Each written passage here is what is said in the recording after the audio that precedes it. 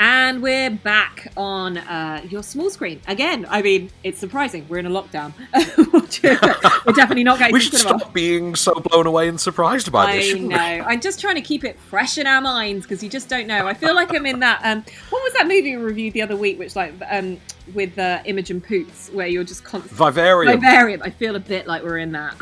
It's a bit I can imagine. I can definitely imagine. Right, we're moving on to DVD and Blu Ray, all available as of Monday, the 20th of April. So, the biggest film that we could have expected at the end of last year was, of course, Star Wars. Cats. Okay. Right, okay, fine.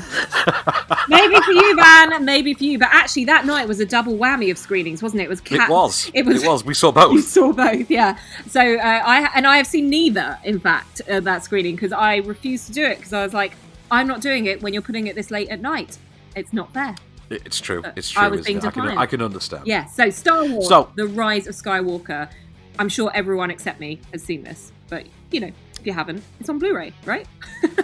It is, of course, but it's been on digital for a few weeks. It's now on DVD and Blu-ray. So Rise of Skywalker, aka Star Wars Episode 9. This is the end of the Skywalker saga.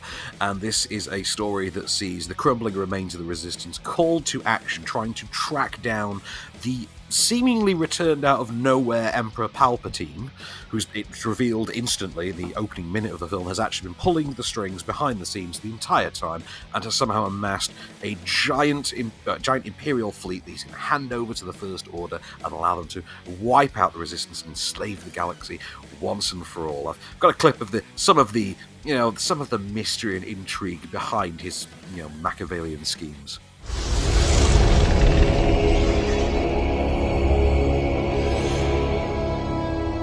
At last.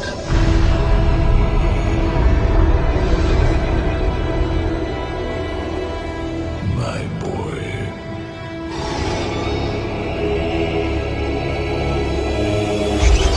I have been every voice you have ever heard inside your head.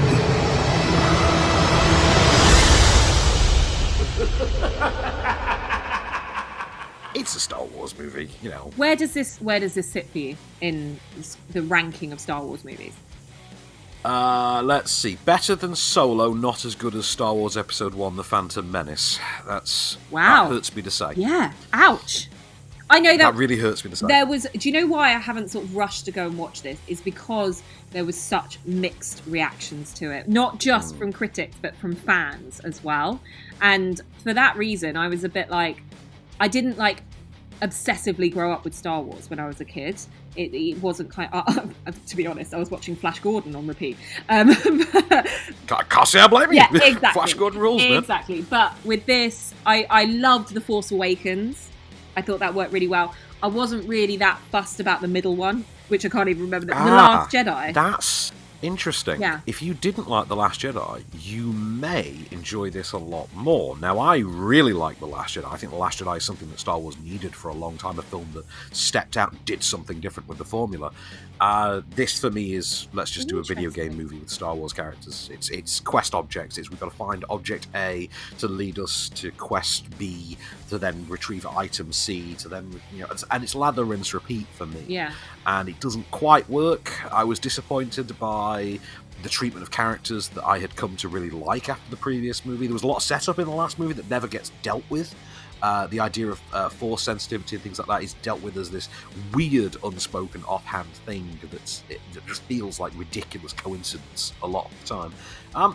But it is a Star Wars movie. It's tab A to slot B. Yeah. And if you're only in this for some blasters and some lightsaber fights, then more power to you. You'll have a good time, I guess. Yeah, and I think my biggest thing about it is how much do I need to know about the saga previously in order to do this? Because I watch them when they come out, And I don't know if I have the time to then recap my Star Wars brain to get into gear to understand what's going on. And I think, the thing is, right, is that if you have something like Disney Plus, you're going to get access anyway. Yeah. So you've got that, time now very true. to watch this. So Well, that's the thing as well. I could be harsher on it, But obviously I won't, because it's on DVD, and to be fair, if you're going to go out and buy the DVD, odds are you're already invested in this anyway. So it doesn't matter. One I will, however, say a lot more negative things about is our other DVD of the week, which is, of course, the latest remake of Black Christmas, which didn't get press shown. That's why you haven't seen it back. Yeah, I was like, what have I missed? Because this is 2019.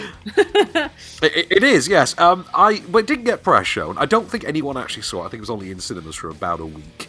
And, well, to be frank, it's not very good. It's a sort of feminized take. It puts itself forward as a feminized take on Black Christmas, which is interesting because Black Christmas has always been a pretty feminist take anyway. It's literally all slasher movies in their own way are, because slasher movies, we tend to forget, are quite feminist pictures. They are always from a female point of view, 9 times out of 10. They are always about the final girl. Emphasis on the girl. You look at something like Scream. No one's going to say that Scream is a movie made from the male gaze because it's Sidney Prescott's movie. Same thing with Black Christmas. The only thing that they've done here is they have changed the characters into very much flag-waving feminists, as in it's kind of a joke, a meta-joke within the film about, my body, my choice is literally used as a line of dialogue at one point, as related to murder. That sort of a take on what is effectively a slasher-style killer over Christmas, picking these girls off one by one. I'm going to put it for you.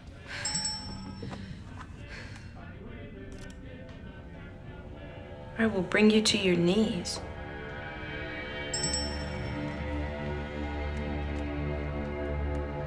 You beg for mercy?